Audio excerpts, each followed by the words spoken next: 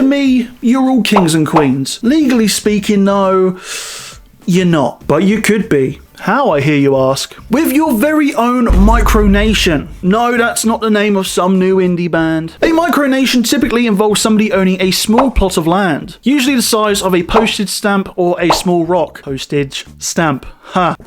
That is already itself inside of a recognized sovereign state. A lot of big words today, I'll try and keep up. They then declare this small patch of land as its very own nation, hence the term micronation. And no, these nations are not formally recognized by the countries in which they reside in, apart from one. This is Sealand, 7 miles out from UK-owned waters. The structure formerly used by the British Armed Forces to fend off air attacks over London during World War II is now its very own nation, with its very own currency, postage stamps, constitution, national anthem, and 2 princes. That could be confusing because that's 5, that's 2. Originally intended as a base for a pirate radio station, no, that isn't a radio station playing sea shanties all day. It's just merely another way of saying an illegal radio station. It went on to become and remains to this day its very own nation. How many times do I have to say nation in this video? Maybe I should set up a counter. But not without its difficulties, ranging from the residents of Sealand having to fire warning shots at British authorities. Can't even say British, I said British.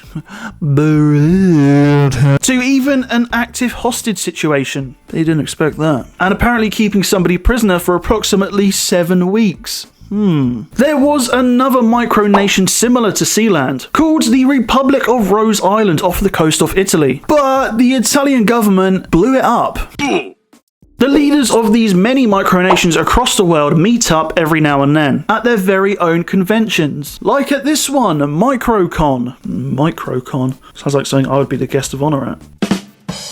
Where they have the chance to build their alliances and spread the word about their glorious land. Where we are introduced to the leaders of West Antarctica, Molossia, Amaphenia, and Benjistan, which is the nation of this child's bedroom. Oh, and the northern side of Saturn, obviously. It's a micronation in my bedroom. They're based in my bedroom. We have territory in Antarctica and on the northern hemisphere of Saturn. Well, I do wonder what kind of tariffs Trump is about to impose on him. The outfits at this event are incredible. All hail the king. Yeah, it's a little big, but... Yeah, it fits. Guys are dripping in the sauce. Whoo! If I'm honest, the whole micro leader lifestyle seems ideal for me. Maybe I should make my own one. Welcome to the kingdom of Avil, a tax-free haven. Although as a resident, you are entitled to give me 70% of your yearly paycheck, or face execution. Read the small print. But yes, this is all of the lands that I own. So no, you can't move here. And here are just a few of my nation's values and promises.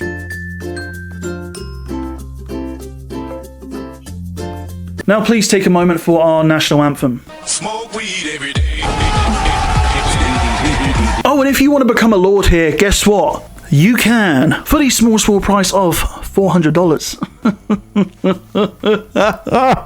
That's right, these leaders can charge hundreds of dollars to give you the title of Lord, Minister, Sir, or, you know, whatever. Of course, it doesn't hurt that many of these micronations offer knighthoods and lordships for a small fee of several $100s. Another thing discussed at these conventions is war. Yep, that's right, war. What is it good for? Absolutely nothing. Say it again now.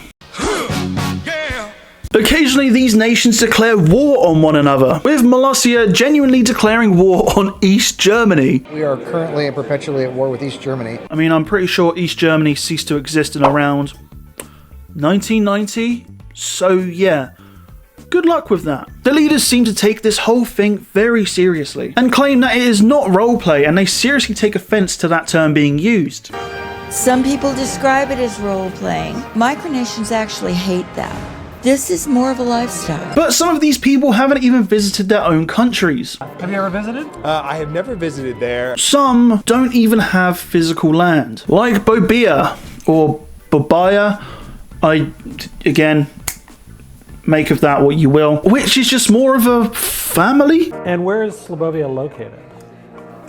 We like to say it's in the hearts and minds of our citizens. That claims to be a sovereign nation. Okay. At least they wouldn't give themselves any weird or pretentious titles. I'm King George II, current ruler of Slobovia and one of the founding members. Oh, Some of these countries actually have hundreds of citizens, And I have over 200 citizens who tend to agree with it. but they do have one issue with this. The issue being that they receive a lot of applications from people who are trying to escape third world countries and find a better life. These people believe that these micronations are genuine countries. We also get a lot of people trying desperately to leave third world countries. That could grant them citizenship and give them a place to live. Can give them a citizenship, but it comes without residency. Now, does any of this behavior sound cult-like to you? No, not really. Kind of. Well, it's about to. When I introduce you to Christiania,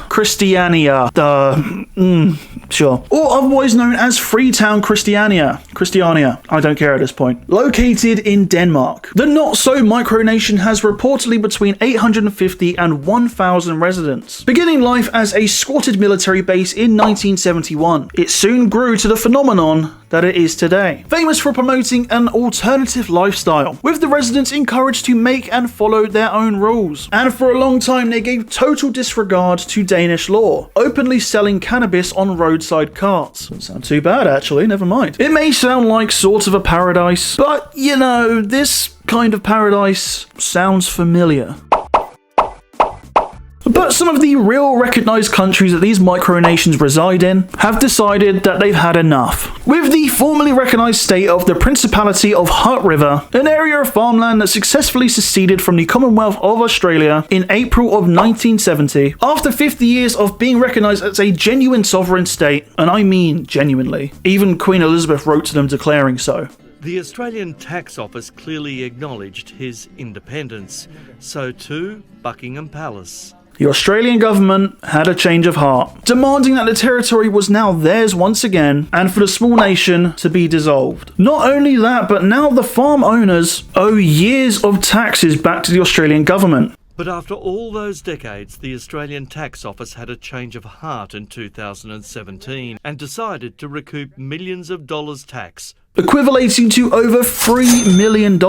So, maybe it's not worth it after all. But a lot of good does come from these micronations. They aren't harming anyone and they all seem very passionate about it. Not only that, but a majority of these micronations put a large emphasis on their nation's continued financial support of multiple charities. We try our best to reach out to people in other lands who are less fortunate, truly less fortunate. So we are coming to the end of the video and I want you to let me know in the comment section down below, if you had your own nation, what would you call it? Now before we go, I'm being told that we have a quick word from the leader of the Avil army, Sergeant Sniffs. Sergeant, what do you have for me? Excellent. As always, thank you so much for watching. I've been harrisonay and I will see you when I see you.